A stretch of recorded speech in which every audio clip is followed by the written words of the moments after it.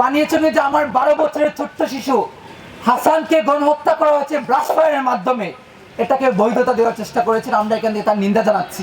প্রিয় দেশবাসী, আপনি নিশ্চয় অবগত আছেন আমার সাথে কি কি ঘটনা ঘটেছিল। আমি যদি একদিন স্পষ্টভাবে বলি, গত 3 দিন আগে আমি জানতে পারলাম আমার জুলাই গণঅভ্যুত্থানে আমার এক সহযোদ্ধা এনামুল হাসান নয়ন যে আমার পাশে দাঁড়িয়ে ফাইট করেছিল। আমি একটা কথা স্পষ্ট বারবার ক্লিয়ার করেছি, 2023 সালে সে যদিও ছাত্রলীগ করেছে, কিন্তু জুলাই গণঅভ্যুত্থান ঢাকা পরবর্তী সময়ে একদম 16 জুলাই থেকে শুরু করে একদম 5 আগস্ট পর্যন্ত এবং পরবর্তী কর্মসূচি পর্যন্ত সে আমাদের পাশে দাঁড়িয়েছিল এবং সামনে থেকে দাঁড়িয়ে আমাদের সাথে নেতৃত্ব দিয়েছে। ওই জায়গা থেকে আমাদের সিনিয়র ভাইয়েরা এবং তারই ধারাবাহিকতা আমরা বারবার একটা কথা বলেছি যে আমরা তাদেরকে সবচেয়ে বেশি অ্যাপ্রিসিয়েট করেছি যারা হচ্ছে জুলাই গণঅভ্যুত্থানে তাদের যে ফেসিবাদী আইডিওলজি ছিল, এই আওয়ামী লীগের আদর্শকে ছেড়ে আমাদের সাথে এক কাতে দাঁড়িয়েছিল। ওই জায়গা থেকে আমি একটা কথা বারবার স্পষ্ট বলেছি, জুলাই গণঅভ্যুত্থানে আমাদের যে সকল ভাইরা তাদের পূর্বের আদর্শকে ভুলে গিয়ে আমাদের পাশে দাঁড়িয়েছিল, তাদের সাথে অন্তত কোনো অন্যায় আমরা বরদাস্ত করবো না। ওই জায়গা থেকে আমি ওইখানে গিয়েছিলাম, যখন আমি জানতে পারলাম যথেষ্ট পরিমাণ ডকুমেন্টস প্রমাণাদি পেশ করার পরেও আমার সহযোদ্ধা নয়নকে গ্রেফতার করে চালান দেওয়ার টালভানা করা হচ্ছে, ওই জায়গা থেকে আমি বারবার ওনাদেরকে রিকোয়েস্ট করেছি, আলাপ করেছি যে আমার একজন সহযোদ্ধাকে আপনারা কেন অন্যভাবে গ্রেফতার করে রাখবেন, কেন তাকে চালান দিবেন। কিন্তু আমি বারবারই হতাশ হয়েছি এবং আমি আমার জায়গা থেকে আপনারা দেশবাসী যেটা দেখেছেন এটা শুধুমাত্র ছোট্ট একটি কুট আনকুট করে দেওয়া হয়েছে, কিন্তু এটার পিছনের গল্প আপনারা জানেন না।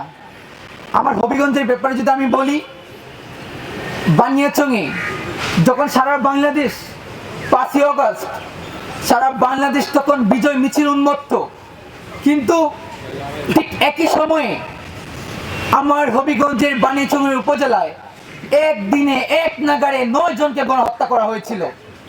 কিন্তু আমি স্পষ্ট লক্ষ্য করেছি একটি ফলনে আমাকে গ্রেফতার পরবর্তী সময় আমার ভাইয়েরা যেটা আমাকে জানিয়েছেন এবং পরবর্তী সময়ে আমি সবাইকে আমি দোষী সাব্যস্ত করব না।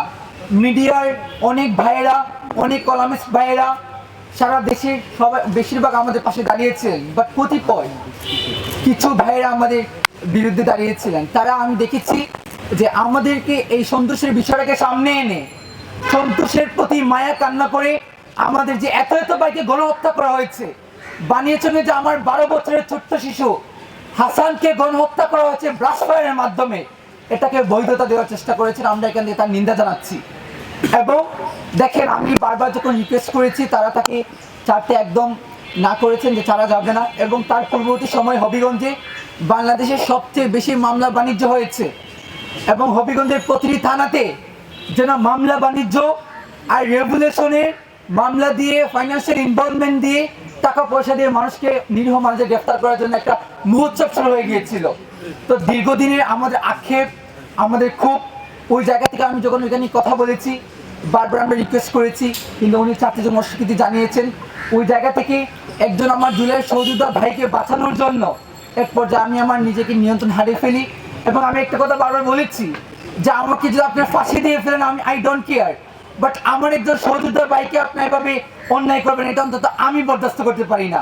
জুলাই গণঅভ্যুত্থানের 2000 শহীদের রক্ত আমাদেরকে যে চেতনা শিখিয়েছে, ওই চেতনা অন্তত আমাদের এই অন্যায় বরদাস্ত করতে আমাদের শিখায়নি। এবং আমি যে কথাটি বলতে চেয়েছিলাম যে আমাদের সারা দেশে যখন বিধ্বস্ত অবস্থা, 5ই আগস্টে সারা দেশ তখন আমাদের জুলাই যে সকল সৈনিকদেরকে হত্যা করা হয়েছে, শহীদ করা হয়েছে, ওই জায়গা থেকে সারা দেশের মানুষ 17 বছরের নিপীড়ন নিষ্পেষণের প্রতিবাদে খুবই দীর্ঘদিনের কূপকে সঞ্চারিত করে তারা প্রতিটি থানাদের, প্রতিটি জেলাতে তার স্ফুলিঙ্গ আমরা দেখেছি বিস্ফোরিত হয়েছিল। ওই জায়গাতে আমি একটা কথা বারবার বলেছি, একবার আমি বলি নাই যে আমি করেছি, আমরা মাধ্যমে, এই কথার মাধ্যমে আমি আমরা ধারা সমস্ত আন্দোলনকারী সত্তাকে বুঝিয়েছিলাম জুলাই আমাদের অস্তিত্ব। এখানে আমি, মাহদি কিংবা আমাদের ব্যক্তিগত করে এখানে পারপাস ছিল না। আমরা মিন্স জুলাই গণঅভ্যুত্থানের সকল অংশীজন, সকল জুলাই যোদ্ধা যা আমাদের পাশে দাঁড়িয়েছিলেন, যা আমাদের সাথে লড়াই করেছিলেন। এবং আমি স্পষ্ট বলেছি, আমি বলতে চেয়েছিলাম যে যখন বিক্ষুব্ধ জনতা টানাই আত্মপ্রতিরোধ গড়ে তুলেছিলেন, অন্যদিকে সারা দেশে আমাদের কেন্দ্রীয় নির্দেশনা অনুযায়ী আমরা সারা দেশে বিভিন্ন থানা এবং হবিগঞ্জে আমরা অন্যান্য থানাগুলোকে আমরা পাহারা দিয়েছি, অক্ষত করেছি। ওই জায়গা থেকে অন্তত এই ব্লেমগুলো আমাদের পক্ষে এগুলা কখনোই শোচনীয় নয়।